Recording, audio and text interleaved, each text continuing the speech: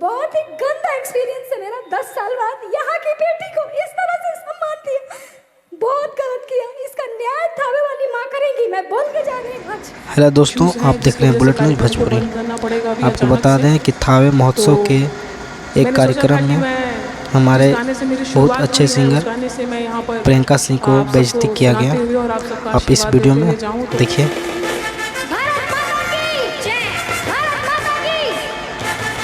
जब भी भोजपुरी में अच्छे गानों की बात होती है तो ये देखिए, आप वीडियो में साफ साफ देख सकते हैं कि किस तरह से ये एंकर बदतमीजी कर रही हैं। हालांकि इस एंकर भोजपुरी इंडस्ट्री में कुछ भी नहीं है, फिर भी देखिए इनका एटीट्यूड।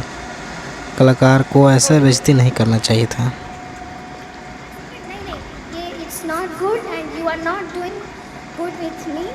आप लोगों को क्या राय है, कमेंट सेक्शन में ज़रूर बताइए।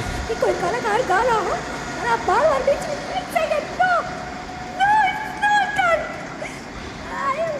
और आगे देखिए कि प्रियंका सिंह इंटरव्यू में क्या बोल रही है इनके बारे में। वीडियो को अंत तक ज़रूर देखिएगा। बहुत ही गंदा एक्सपीरियंस है मेरा। 10 साल बाद यहाँ की बेटी को इस वीडियो के बाद मैं प्रियंका सिंह जी के इंटरव्यू के बारे में आपको बताऊंगा। Thank you. एंकर से लेकर के सपोर्टिंग स्टाफ तक सब लोगों को प्रणाम। बहुत ये सब नहीं होना चाहिए था, ये गलत है। भी जानते हैं, कल 15 अप्रैल को थावे महोत्सव में मुझे पर्यटन विभाग बिहार सरकार द्वारा बुलाया गया था। मैं यहाँ पर आई, ना ही मुझे रिसीव करने के लिए कोई गाड़ी आई एयरपोर्ट। हालांकि मेरा घर गोपालगंज ज़िला में पड़ता है। हमारे फैमिली वालों ने मुझे रिसीव किया, मैं घर आई। मुझे आने के बाद ना ही मुझे ठहरने की कोई व्यवस्था दी गई। पूछा गया हालांकि आपके लिए सर्किट हाउस में हम कमरा बुक किए हैं, तो आप आना चाहती हैं तो आइए। फिर जब हम जाने के लिए नेक्स्ट डे एग्री हुए तो वो भी कहा गया कि भाई यहाँ पे नेता मंत्री जी से भरा हुआ है, तो आपके लिए जगह नहीं है, सर्किट हाउस खाली नहीं है।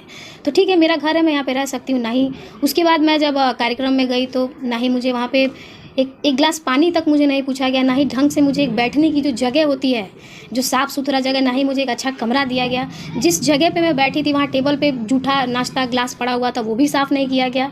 उसके बाद वहाँ जाने के बाद भी मुझे बहुत इंटरनली टॉर्चर अलग अलग तरीक़ों से किया जा रहा था, लेकिन फिर भी मैं उसको मैनेज कर रही थी कि चलो ठीक है। लेकिन फिर मंच पे मैं गई तो मुझे ना ही मेरा कोई सम्मान हुआ, ना ही मुझे एक होम गार्ड का जवान तक मुझे नहीं दिया गया जो मुझे रिसीव करके मंच तक ले जाए।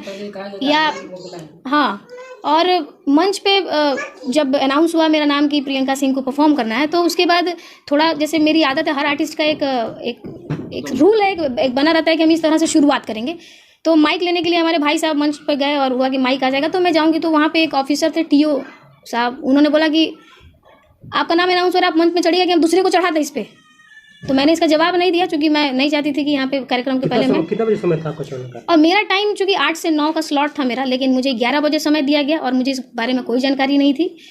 उसके बाद जब बीच बीच में बहुत डिस्टर्ब किया गया, मुझे कई बार ऐसे उंगली दिखाया गया, ऐसे कि नीचे से भी जो ऑफिसर्स बैठे थे वो मुझे कार्यक्रम ऐसा बंद कीजिए, ऐसे उंगली दिखा के कि फिर लास्ट मतलब मैं फिर भी लेकिन गाती रही। फिर एंड में मुझे खबर आई कि कार्यक्रम बंद करना है, किसी कोई इश्यू हो गया। मैंने बोला ओके।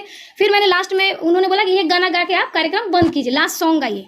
जब पब्लिक उसमें एंजॉय कर रही थी, झूम रही थी, लोग डिमांड कर रहे थे, उस समय ये कहा गया कि कार्यक्रम बंद करना है। और तो मैंने बोला ठीक है। उन्होंने बोला एक गाना गाइए और उसका कार्यक्रम, जी मैं बता रही हूँ आपको।